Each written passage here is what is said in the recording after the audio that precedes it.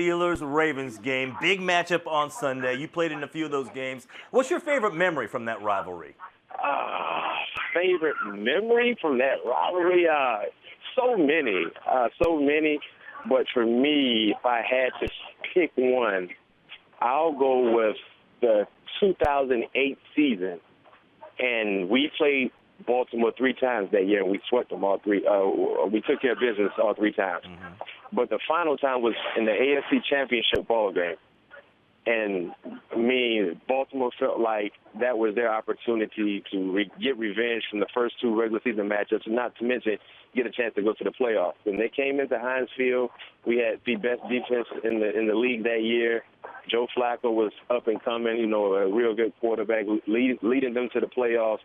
And the way how we just took care of our business in that ball game was lights out. And also, I can go back to 2011, I think it was, where we played Baltimore once again in the playoffs, the second round, and we were down 21 points. And we found a way to fight back in the second half and ultimately win that ball game and go to the go to the Super Bowl.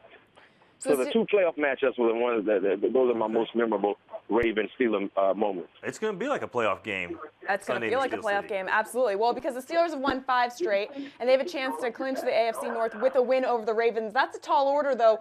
What do you think the Steelers' biggest concern going into this matchup is?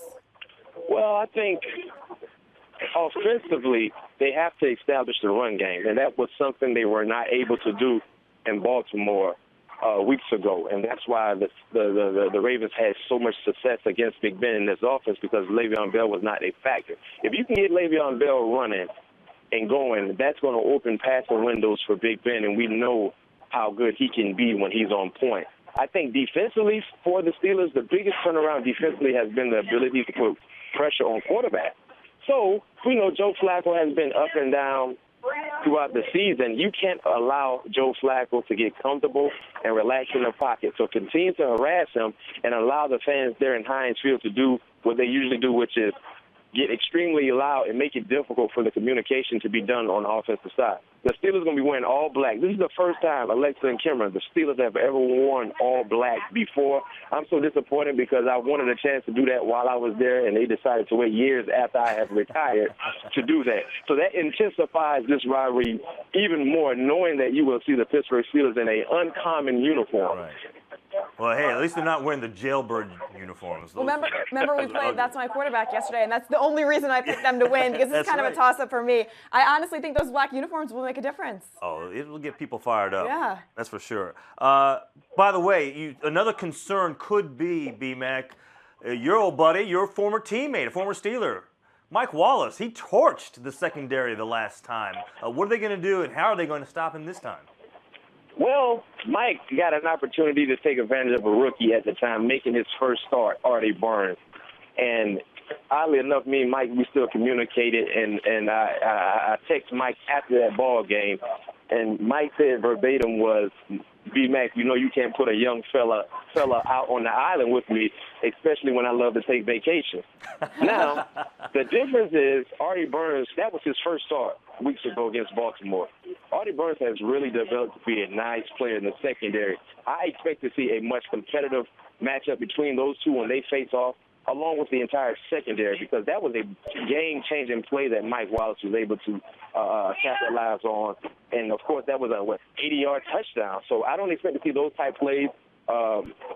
Chief Butler, the defensive coordinator for Pittsburgh, this is when you get ready for Baltimore, Pittsburgh, Cameron, Alexa, this is the week of. Your week starts on Monday. You will see the weight room filled with bodies on Monday. Tuesday, the ice tub is filled, the hot tub is filled.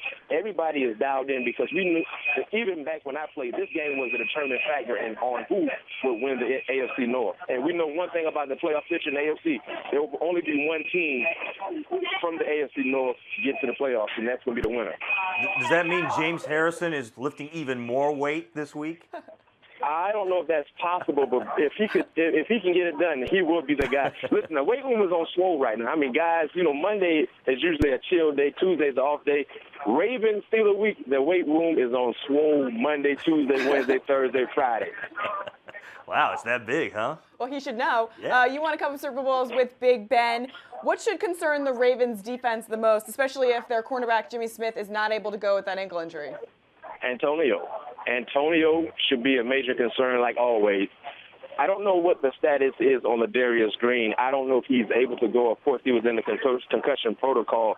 But if he can get back into the lineup, that would be a huge plus because he started to really develop like the player they anticipated him being, signing him from the San Diego Chargers. But if he's not able to go, a young fella, I think Eli Rogers, he's a guy that can really make some noise, especially in the slot. He has really started to establish more confidence. So the thing about Big Ben, and we've seen it time and time again, first and foremost, Big Ben is a beast at home. I understand he has some issues on the road, but when he's at home in these type of ball games, that's the quarterback I want on my team. He will find a way to win. But most importantly, like I said earlier in the show, you got to get Le'Veon Bell running. Get him going in the running game, in the passing game, and that can help the offense be even more consistent. All right, as you know, B-Mac, the winner of this game will likely grab the 3rd seed in the AFC. The Steelers can take the division. If the Ravens win, they'll have the same record, but by virtue of the head-to-heads, then the Ravens would have the division. Who ends up winning tonight's game or Sunday's game? You really gonna ask me that question? All right, my unbiased answer. I'm just being honest. How it feels gonna be a big factor. Cameron, I see this ball game.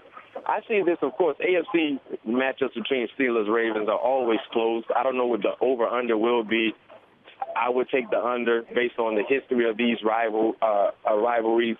I'll say 17-13 favor Pittsburgh.